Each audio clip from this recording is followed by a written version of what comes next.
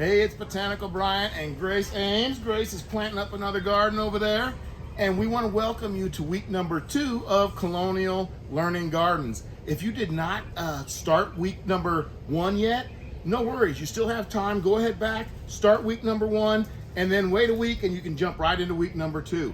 So today on the Learning Gardens, we are going to check on our learning gardens, and then we're also going to talk a little bit more about watering.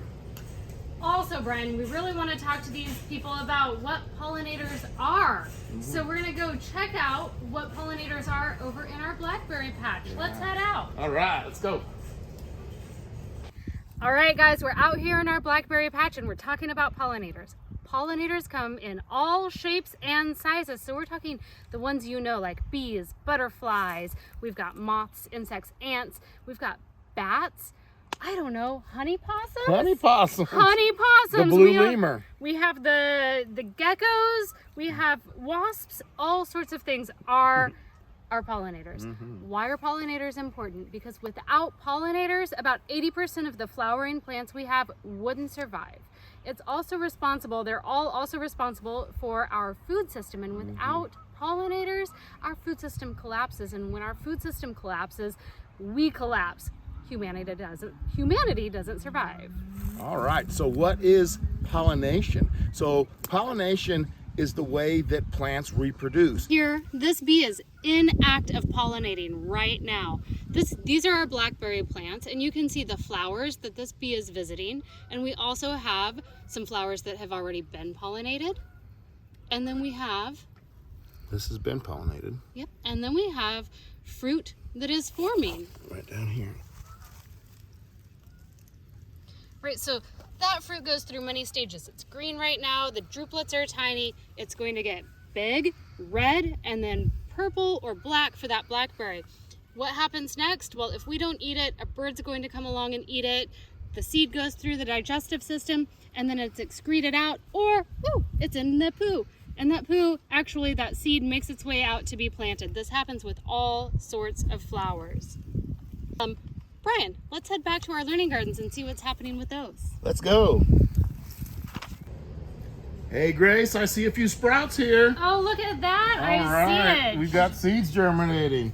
So some of our seeds are germinating, and if you have seeds sprouting in your garden, awesome. And if your seeds are not sprouting, be patient, keep them watered, and give them a few more days. When your plants are sprouting and tiny like this, water is super important. I want to show you some tricks that I use to see if you need water or not. So look at the soil and the color of the soil in this one. The soil's dark. And then over here on the one that Grace is planting, she hasn't watered it yet. So the soil is a whole different color. It's a very light color.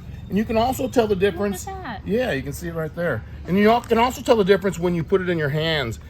You can see this one is wet enough. And this one probably needs, I'm gonna get a bigger handful. That one probably needs a little bit of water. All right, guys, all water my garden, and we are having so much fun growing with all of you guys. Yes. We would love to have you guys post pictures. So you're in our Facebook feed, go ahead and post pictures, or you have my email address. Send me your questions. We want to know more about what's going on in your gardens, and we'll join you here again next week. Act of transferring pollen grains from the male anther of the flower to the female stigma of the flower. Let's look at this hibiscus flower, and the reproductive parts of the hibiscus flower are easy to see. It all starts with those anthers up there, and they contain the pollen. And the nectar is produced towards the base of the plant. You can see that shiny area down there.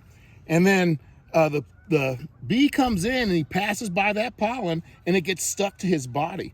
And then he goes to a second flower, and then as the bee tries to access the nectar of the second flower, then the pollen is transported right to the stigma on the top there.